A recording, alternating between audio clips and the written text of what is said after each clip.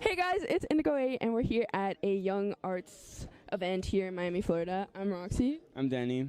And we're going to be interviewing some local artists featuring ceramics, photography, film. So, yeah.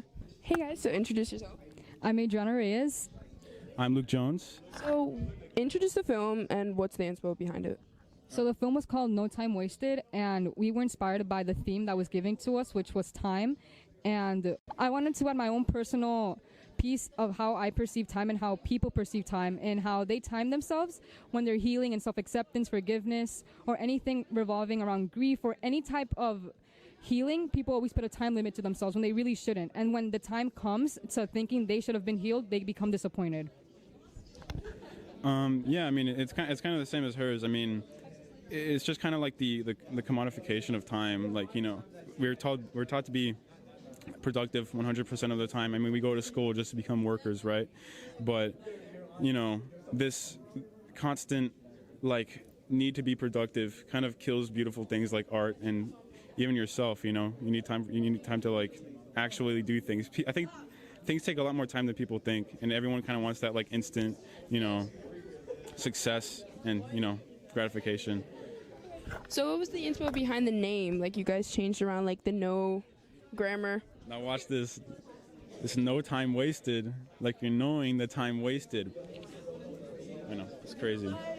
Yeah. So one thing that was represented a lot throughout the film was the rose. If you realize, roses are always being sold with their thorns off, even though they are naturally born with thorns, which people like to claim as their flaws. And as people, we are born with thorns as well, and we try to mask it out from other people around us and try to forcefully remove those thorns instead of actually accepting it.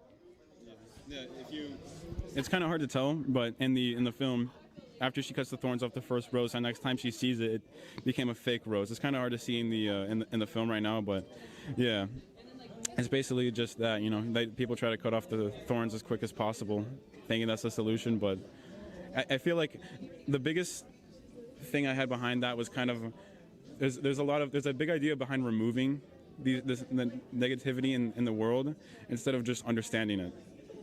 You know? How long did it take you guys to edit it? Because I noticed like the intense like rewinds and like the color grading, stuff like that. It took a while. It took a long time. It took a while.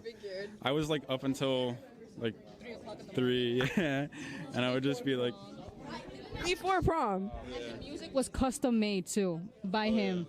Him. I want to shout out Matthew over there. Matthew, shout out to the music. This is Matthew. Hi. Thank you for curating the music. Yeah, a lot of the songs and stuff. So when I was acting, as you can tell, this character was going through a lot, and it was really hard to act all these different type of emotions in a short amount of time. We only had 2 days to shoot this, and getting into the character in each scene was difficult because once I was happy, then I was upset, then I was angry, and I had to really get my mind into the character named Rose.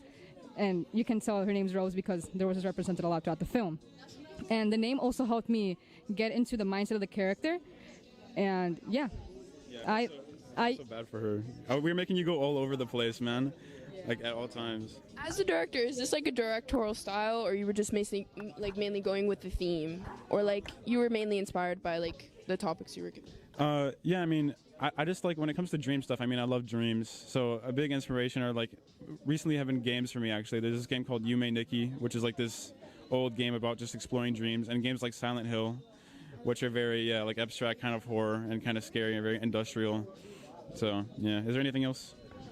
Any last thoughts? Any shouting out the Instagram, future art projects, stuff like that, film stuff? Follow my Instagram at RayMixIt, and if you ever want to collab, hit me up. Look out for Flip Flamp Flop on Spotify one day. Okay. He'll be making music eventually. Thank you guys so much. Hi, introduce yourself. Hi, I am Rana Hernandez. Yeah. And we're here at this cute little art event here at Johnny Ferguson.